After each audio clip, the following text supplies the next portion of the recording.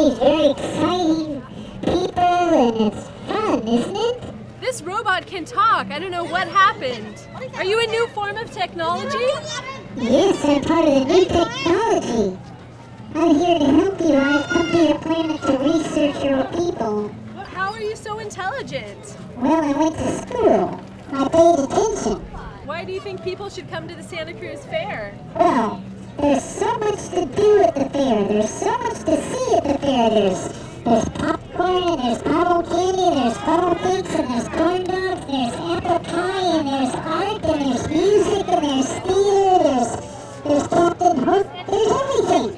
There's everything at the fair. Where else would a person want to go? The robot said it. Where else would you want to go? I know. Give me a hug.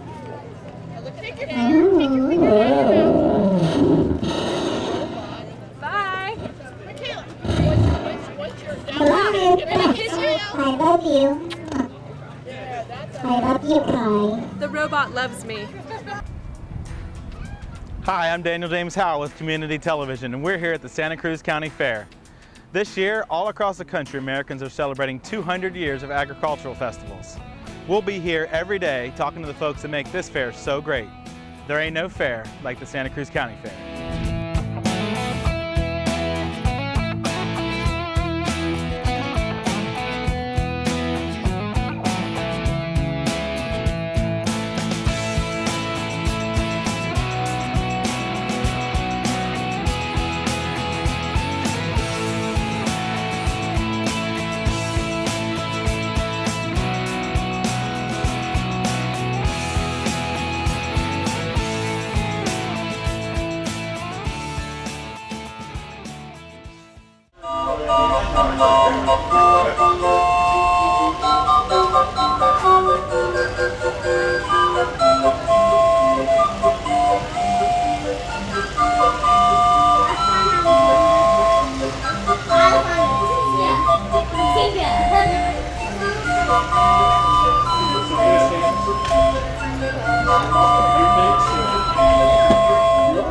If there's any kids out there that are going to want to join the circus, the best thing to do is come sit right down here on the grass in the very front row. That's where I'll be looking for all of my volunteers. That will be the first choice pickings right there. Good afternoon. How you guys doing out there today? Awesome. Welcome to your county fair and welcome to the circus. Now this circus is a little bit different than other circuses you might have seen. For in this circus, we're going to need your help. My name is Caton Ranger Hegwer, and this is Circus Imagination. Well, back in the olden times, back before there was such a thing as TV. Believe it or not, there was a time before TV. A time before DVDs and PSPs and Xboxes. And back then, kids had to use their imaginations a lot more. And something that got their imaginations going was the circus. And when the circus came to town, it'd be amazing. There'd be lions and tigers and bears and people on the high trapeze. There'd be jugglers and magicians and acrobats and everything a kid's heart desired. But then, the circus would leave. And everybody would be sad. Everybody? Aww. But one little boy had a great idea. That was my father, and his idea is, hey, why can't I have my own circus in my own backyard? And that's exactly what he did. He went out and got together with a bunch of friends like we did today, found some old Halloween costumes, talked to his mom and dad, and put together the very first Circus Imagination. Well, my first circus, I was 3 years old. I don't remember it too well, but my father and a couple other guys got together and came up with the concept, and that was back in 1983. And from then on, I've been traveling around with my family, putting on shows. I started as a little roustabout, putting out the props and so forth, and eventually started cleaning up, and then went to college, got my degree, and around then was the same time my father decided to retire. And I thought, go work behind a desk or set up circuses and play with kids. So I went with the obvious choice and went out and entertained for the next, I think it's been about 15 years now. One of the best jobs I've ever come across, and I can't see retiring coming anytime soon. You know, and I love that you really seem to have a message behind your involvement with the kids. Tell us what that is.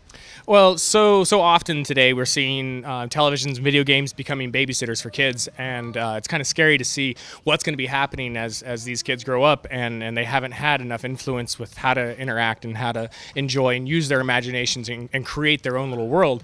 And so that's what we're really stressing here, is some old-time fun, getting out there, having fun with other friends in person, doing things safely, getting away from video games, and creating your own fun universe. And that's pretty much what we do here every day, 3 times a day. So I just watched the whole show, and I was here, and I can't tell you, I had so much fun. Do you see that the imagination that happens on stage really translates to the parents and the adults in the audience? Boy, Dad jumped in on that one. Oh, absolutely. I can't tell you how many times I've had families come back that tell myself or my wife, oh, we went back, we had a circus, and we got the dog into it, and we had some cousins come over, and we put on this whole production, and that's really what makes a big difference. But it's really nice because after doing this through 2 generations of my family, we've even had multiple generations that come back where the parents have grown up and went on and had their own family, and now they bring their kids over, and their kids are actively joining the circus and producing their own shows. So it's really been an interesting lifestyle to be able to see the circus grow through many generations besides my own family. That is so cool. So you said 2 years here at the Santa Cruz County Fair? Yeah, this is my 2nd year here. We do travel all over the western United States. We're over in Monterey, and we hit King City and all over the place. But yeah, we love coming down here. We see a very positive reinforcement from the parents, and it's very nice to see that. There's so many fairs and so many communities we go to that the parents really aren't into it, and here I love seeing the community because they just really get behind their kids. It's a precious thing. So, one thing that folks have against circuses nowadays is how the animals are treated. It appears to be that you have a cruelty-free circus here. Oh, yeah. We definitely try and make sure that the animals are well-maintained. But every once in a while, we do get a lion tamer that's a little zealous, and he gets out there with his whip, and we just have to remind him that we're not whipping these wild animals. They've been well-trained by Mom and Dad, and here it's just all for show. But, yeah, it's been pretty good. One of the best parts is with our wild animals, we don't have to clean up after them. Awesome. So do you have an online presence? How can people follow Circus Imagination? Well, my wife has set up a great blog for Circus Imagination. You can just check that out if you Google Circus Imagination blog, it'll pop right up. And every day she puts new information about it, new pictures of the kids that were in it and their names, and really tries to keep that going for every community we go into. So you can really track that. Of course, you can see us on Facebook and circusimagination.com. 8, 7, 6, 5, 4, 3, 2, 1. Yeah, peace out. Does anybody see him? Yes, he's already landed. He's right there. Denzel, come on in. Come on in. He looks okay. He doesn't seem to have any burns or bruises. He has all his limbs. He's making his way up here. We might want to part the crowd and make sure he gets in. He might be slightly confused after the landing. He's making his way up here. Here we go. Denzel, step right up here onto the stage. Make his way here. Step right there for me. Very good. Put both hands high in the air and take a bow. Give it up for Zazel, the human. Yeah. Very good. Wait. Was your flight okay? No problems, right? Did you guys like the hippopotamus? Yeah. So one day I'm sitting at home talking to a balloon bending buddy of mine. That's someone else who also makes animals out of balloons. And he finds out I do a hippopotamus. He goes, Dennis, I don't do a hippo. Would you make one for me? Because I'd like to learn. And I do it, and he went, whoa! That's my rhino in reverse. I said, what? He said, it's my rhino in reverse. I said, what do you mean it's your rhino in reverse? He said, Dennis, both designs use the same amount of air. The very same number of twists, the very same numbers, they're all bubbles, they're all the same placement and proportions. The only difference is that when you do your hippopotamus, you start with the head and finish with the tail. Whereas when I do my rhinoceros, I start with the head with the tail, and I finish with the head. Yo, dude, want it? Come get it. Well, my name is Dennis Farrell, and I'm doing a little bit of a couple of different things. I'm the balloon guy of the fair, Balloonacy in the program. I make animals out of balloons, strolling and doing some stage shows. And I brought along my bicycle here just so that I could sort of roll around the fairgrounds as well. So I'm rolling, strolling, and performing. So I mentioned when I saw you that one of my first moments at the fair this year was you cruised by with your awesome vest and you gave me a high five from your bike. Do you get lots of good reactions from people when you're cruising on your bike? Oh yeah, a lot. People really enjoy the bicycle. Tell us about this bike. Well, now this is a replica of a penny farthing, turn of the century, sort of the last century. This style bicycle was introduced in 1868, would have lasted to about 1909, and still would have been around until about 1919. They built it tall on purpose. It's tall enough. Well, in 1868, the major mode of transportation were horses. And this is built tall enough so that when you were sitting on it, you were eye to eye, face to face with the horseman. You were tall enough he could see you. He were tall enough that he had to deal with you. And that's why they built these guys so tall. This is actually my smaller one. This is a 48-incher. I also have a 52. It's my primary bicycle, but on a fairgrounds where it gets a little tight, I thought the smaller one would be a better idea. A little more maneuverability. Exactly. So we just enjoyed your show, Balloonacy. Tell us a little bit about how you got started with balloons. Well, I'm a balloon guy. I was working in a pizza parlor in California. Somebody handed me a balloon, said make a dog, and I learned a couple of little things. Walked into a magic shop to see if they had a book on how to make animals out of balloons. They didn't, but it was a turn-of-the-century styled shopping center called Old Town Mall in the city of Torrance, and they hired me. And so my first professional day was the Ides of March, 1975, and I've been making balloon animals ever since then. You on the end over there. I will confess that I come from the days that when one was in elementary school, one would come in from lunch, lay their head upon the table, and their teacher would read them stories. I had Mrs. Reisig in 3rd grade, 4th grade, 5th grade, and God bless her soul for deciding to teach 6th grade as well. Which means I got to listen to 4 straight years of Winnie the Pooh. I have Winnie the Pooh trivia in my brain that no one needs to know. But I have a favorite Winnie the Pooh trivia question. I only accept hands. Adults are allowed to answer this as well. The question is, what is Winnie the Pooh's first name? Hand me back, what is it? What'd you say? Winnie! Nope, not it. Tell me about the trove of Winnie the Pooh knowledge you have, because I got to say I did not know the answer to that question. Oh, you like that, did you? Well, it's a true story. When I was in elementary school, and a lot of people from my era, and I'm sure some now, when you came in from lunch, you would put your head down upon the table, and the teacher would read you stories. My teacher's favorite was Winnie the Pooh. And really, I went in 3rd grade. I was in 4th grade for a little while. They thought about skipping me. And so I came in from lunch in 4th grade and had Mrs. Reisig. And then the next year, they didn't skip me, but I had Mrs. Reisig. And then the year after that, they switched us for reading programs. And, well, her favorite was Winnie the Pooh. And then the year after that, it was going to be her last year. And so they let her teach any grade she wanted. And she wanted to teach 6th grade. So I had the same teacher for 4 straight years. And I got to listen to Winnie the Pooh stories for 4 straight years. So, so we saw lots of great animals that you have. Do you have a favorite animal? That Canadian giraffe, the one that eats the apple, that's got to be truly my favorite. This giraffe comes from Okanagan, British Columbia, Canada. It's a real place. They grow apples there. Now my giraffe is like all giraffes. He eats tree leaves. In Africa, they eat acacia tree leaves. I know because, well, I checked. But I said this guy comes from where they grow apples. Every now and then, besides the tree leaf, they eat the apple. It's just that giraffes hate to chew their food. So every now and then, they swallow the apple whole. This is okay. This is okay because giraffes are like cows and goats and lambs and llamas. They're ruminants. They have more than one stomach. They chew their cud, and though that may sound disgusting, it means if this guy had come from Okanagan, this would be a true story. You want that one? Come get it. That is a very cool technique, and I love that you brought a small physics lesson into that. Tell us a little bit about that. Well, I love doing those little education and fun little things, hence the Winnie the Pooh and A.A. Milne and all that kind of stuff.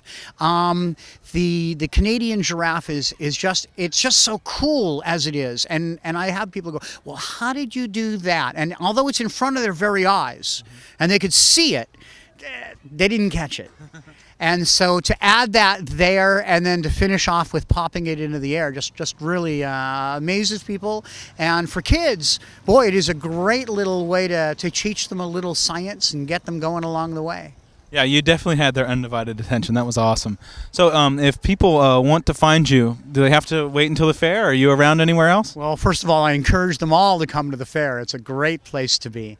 My business name is Balloonacy. I finally put up a website this last year, balloonacy.com. Cool. Well, thanks for talking to us, and thanks for what you bring to the fair. A pleasure, and you guys should enjoy the fair. After all, we're having a great time here, and it's a great fair.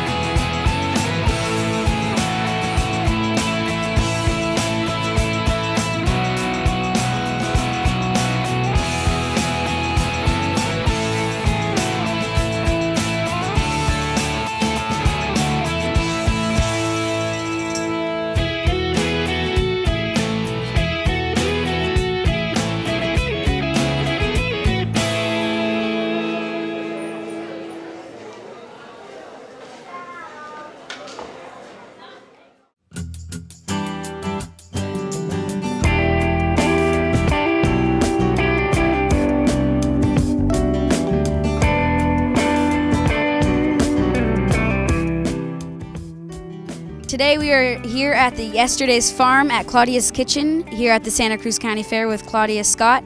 And Claudia, we just wanted to ask you a couple questions. First of all, what is the purpose of your kitchen?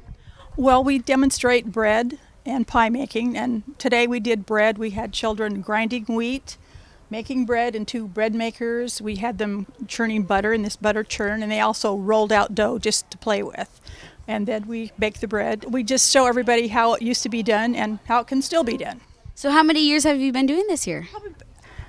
Probably here at the fair close to 25 years. I became part of Agricultural History Project, and I've been doing it ever since. So what is the children's most favorite part here at the kitchen? Actually, I think rolling out the dough. They have more fun. They started out kneading the dough, and that was really messy, and then one day somebody rolled it, and they just have we had like a whole row of kids all day long until now when the school children were here today rolling out the dough. They're keeping busy, so they're doing something. They like having something to do. So is this a replica of a kitchen, or were these used on old-time farms, or? Yeah, these are just older pieces that I've acquired over the years, and people have given me some things, and the stove I got in. It was given to me, and I bought the ice box. We have an old sink that hangs on the wall, and a lot of that stuff stays here. A lot of the stuff I take home with me and bring back every year for the fair.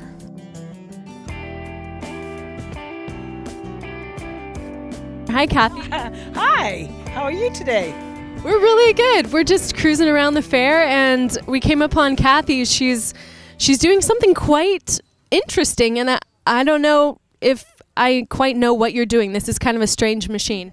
This is called spinning, what I'm doing, and the machine is called a spinning wheel for obvious reasons. And this is how all our clothing starts.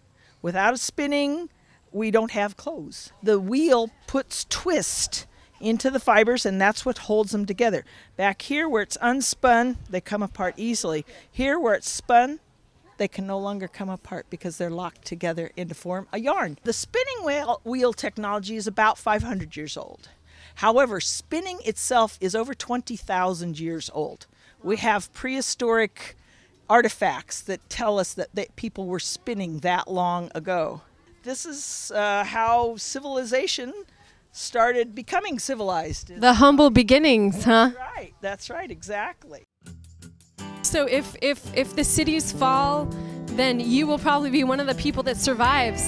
That's what I keep saying. I have a survival skill here, you know. I'll be warm and toasty because I'll have my woolen clothes. We are here in yesterday's farm, and as you can see down the line, there's many tractors. Right here is a Porsche Diesel, a 1958. Over here they have a vintage John Deere. And then down here they have Silver Kings and more John Deeres. And a lot of these were used probably back in the day when they were farming. So yeah, you can see all the different parts. All right, and here, this one on the left is a 1936 Model R 44. And you can see this was kept in good shape over the years. And then over here, just a year older, a 1937 Model 41. We're here by the Minneapolis Moline UDLX Comfort Tractor. And it's just easy to forget how beautiful these tractors are and how people used these back then, and now they have many different models, and you can even come here and let your kids climb on them. And hey, Kaya, get off of there. You're not taking me off this tractor. We were down here with Gail at yesterday's farm. How are you doing today, Gail? Good. Now, can you tell us about some of these tractors here? Well, this is actually an engine. This is not a tractor. But this one was used in Hayward. It pumped water on a walnut orchard. It's 3 horsepower. It's 103 years old. So what's the difference between this and a modern machine? Well, this is very heavy. As you know, your lawnmower is usually around 3 horsepower. So as you can see, you don't want to be pushing this around on your lawn. Not only would it damage it, but I doubt if you could push it. I might, but you'd have a little problem. And so you said it pumps water? Yeah. And how fast can it pump it? Well, if I run it up fast, very fast. But I just run it slow just to show people what it will do.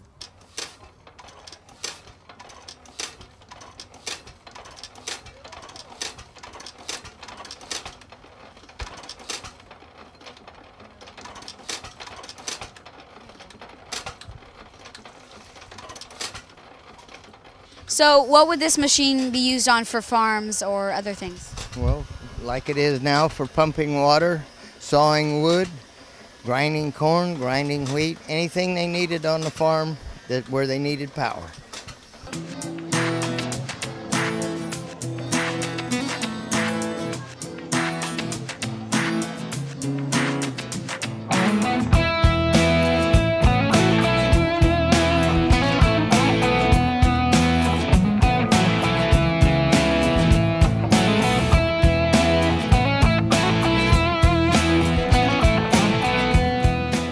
Hi, we're here with Gina Locatelli. Hi, Gina. Thank you so much for talking with us. She's the chairman of the Horticulture Department, and I'm just going to hand the mic to her because she knows what's going on, and she's going to give us a little tour of this building. Absolutely. Thank you very much. Yes, I'm the chairman of the Horticulture Department at the Santa Cruz County Fair, and this is my 13th year. So if I could just show you, Lakeside Organics here has won a Best of Show and a plaque for the Best Exhibit of the Year. Lakeside Organics, owned by Dick Pichotte, has been a very, very generous donor to our event here, and every year has done more and more for us, and we really appreciate his support. Santa Cruz County Farm Bureau exhibit in conjunction with agriculture, and they are showing a lot of what's happened with the branding over the years, and they have a tannery exhibit as well. It won a gold medal in July at the Sacramento State Fair, and for us they won a Best of Show and a plaque for the Best Professional Commercial Exhibit. Martinelli's, one of the most generous companies I think in the county of Santa Cruz, has put together this beautiful exhibit showcasing their various juices, lemonades, and spritzers. These are the various dish entries that are done by students, by parents, by commercial exhibitors. And you can see here these wonderful avocados have won a special recognition award in addition to their first place award. One of my favorite entry areas is the sunflowers. Sunflowers grow very well in Santa Cruz County, and we had a nice showing of those as well. And then here we are to our show-stopping giant pumpkins. Our senior division winner was Jose Abalera this year with the 337-pound pumpkin here on our right.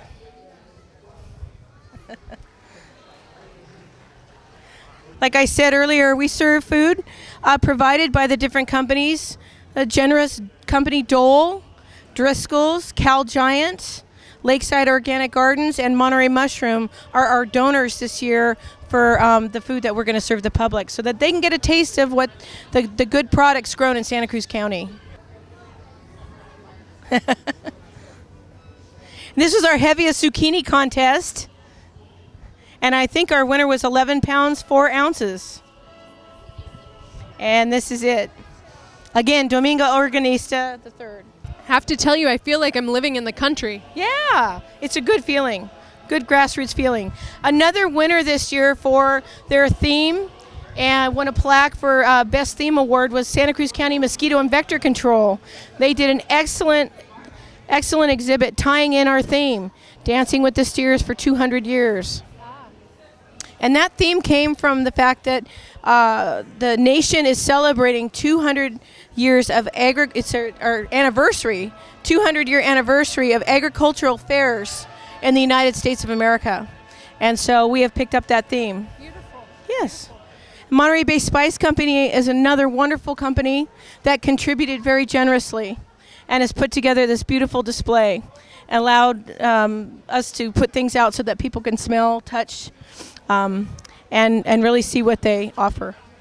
Well, this is one of my favorite sections, the tea. I think tea is so underestimated.